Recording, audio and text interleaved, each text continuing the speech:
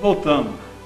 No primeiro bloco, o Ricardo colocou para a gente a importância educativa dos flagelos destruidores, que tem por objetivo nos darem condições de aperfeiçoamento moral, não são castigo divino. Ricardo, em função disso que você falou e pelas perguntas que nos chegam, o que vai servir, para que serve uma dor como estímulo para a evolução moral? Porque, de maneira geral, a gente viu aqui na cidade, com todo respeito às pessoas que sofreram, e sofrem ainda. Sofrem muito ainda. Como é que essa pessoa vai se sentir estimulada à sua evolução moral? Eu vou pedir licença para responder essa pergunta fazendo uma regressão, né, a alguns milhares de anos atrás, né? Eu recentemente estava lendo que os hindus adoravam o deus Shiva desde 4.000 anos antes de Cristo, portanto há 6.000 anos atrás. E no panteão de deuses hindus, o politeísmo hindu, existem 3 deuses principais, né? Nós todos sabemos: Brahma, que é o deus criador, Vishnu, que é um deus mantenedor, e o Shiva, que é o deus destruidor. Né? É o responsável justamente por esses flagelos, o que a doutrina espírita chama de flagelo destruidor. Os terremotos, os maremotos, os furacões, tufões, etc. Agora, o hindu, sabiamente, há 6.000 anos atrás, também se referia a Shiva, o deus destruidor, como transformador. Né? Era um deus transformador. Então, em muitas atividades de nossa vida, nós temos que destruir alguma coisa que existe para reconstruir alguma coisa melhor em seu lugar.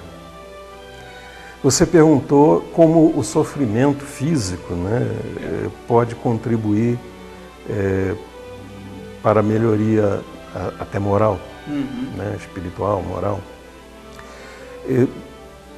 Nós temos que entender que o sofrimento físico não é apenas de quem passou por essa experiência, né? Todos nós passamos um dia, sem exceção, né? Porque a vida termina para todos nós, seja por um acidente, seja por uma doença terminal.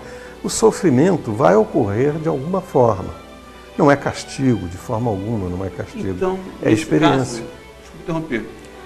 Além da questão do flagelo destruidor, que abrange uma quantidade grande de pessoas, o nosso sofrimento do dia a dia, as nossas doenças, os nossos desempregos, enfim, as perdas que passamos também, da mesma forma, nos estimulam a uma melhoria moral. Uma melhoria moral, sem dúvida nenhuma. E como é que ela pode atuar, né? Como esse ensinamento pode refletir numa melhoria moral? Através da resignação, em primeiro lugar, da aceitação daquele sofrimento e da decisão de superação daquele obstáculo.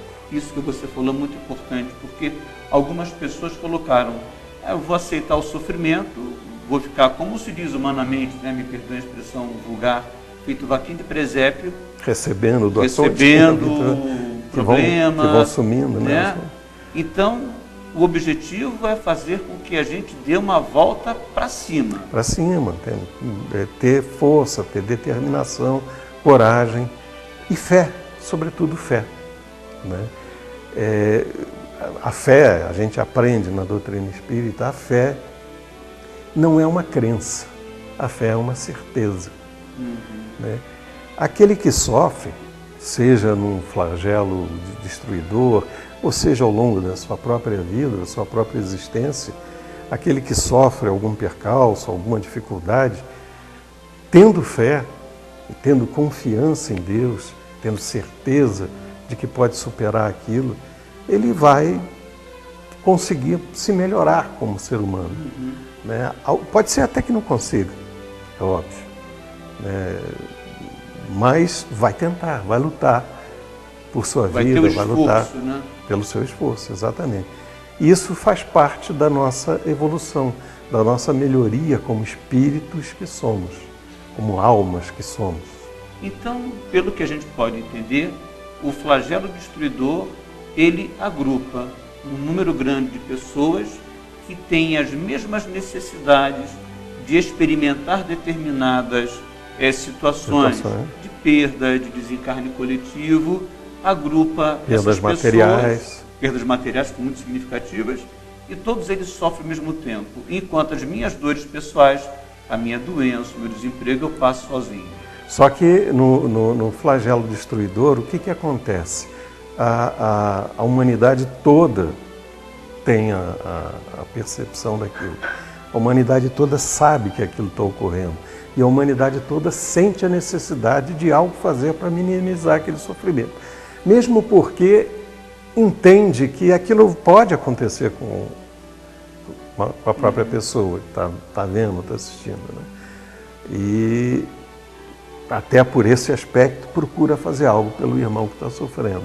Então o flagelo destruidor tem essa característica, né? Motivar toda uma população que não sofreu absolutamente nada a se engajar no projeto de recuperação daqueles que sofreram, seja recuperação material, seja recuperação física, né? Quantos são mutilados, são acidentados violentamente, seja de que forma for. E nós vimos aqui em Teresópolis, né, 9 meses atrás, esse movimento, que foi extraordinário, o movimento de solidariedade foi extraordinário. E gente de todo lugar do Brasil para prestar a sua colaboração, a sua pequena ajuda de trabalho, não estou dizendo nem material, material chegou muito, né?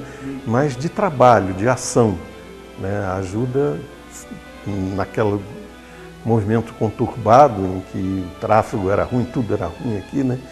Mas vieram com o objetivo de se dedicar a levantar um pouco aquele irmão que estava sofrendo. E até aqueles que partiram, né? Principalmente isso. Um ponto é importante a gente ressaltar, né? E a doutrina espírita nos dá esse consolo muito forte. Nós temos a convicção de que somos espíritos passando por uma pequena experiência de aprendizado na Terra, nesse momento, usando um corpo que vai ser destruído, seja por um flagelo destruidor ou seja pela vida natural. Uma né? decorrência natural da vida. Por uma decorrência natural da vida, exatamente. Desencarnará. Agora, nós somos primeiro espíritos. O importante é o espírito que somos, né? E esse espírito, com toda certeza, seja num flagelo destruidor, seja num evento natural da vida, ele é acolhido no plano maior da vida por nossos irmãos. E continuamos a nossa senda. Nós somos espíritos imortais. E nós continuamos a nossa vida em outro plano, assistidos por irmãos já com mais experiência que nós, né? E nos preparando para uma volta.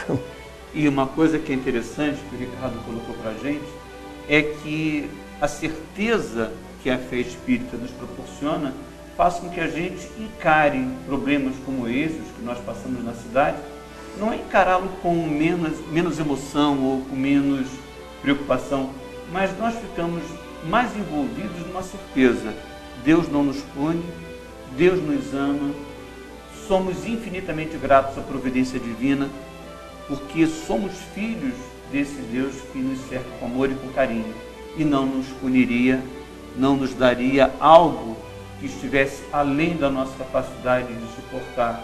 Portanto, se nós enfrentamos tudo isso, é porque dentro das nossas condições morais, elas são as cabíveis aos nossos corações.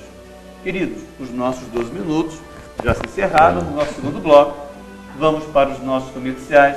No terceiro bloco voltaremos continuando com o debate sobre flagelos destruidores. Até logo, fique com a gente.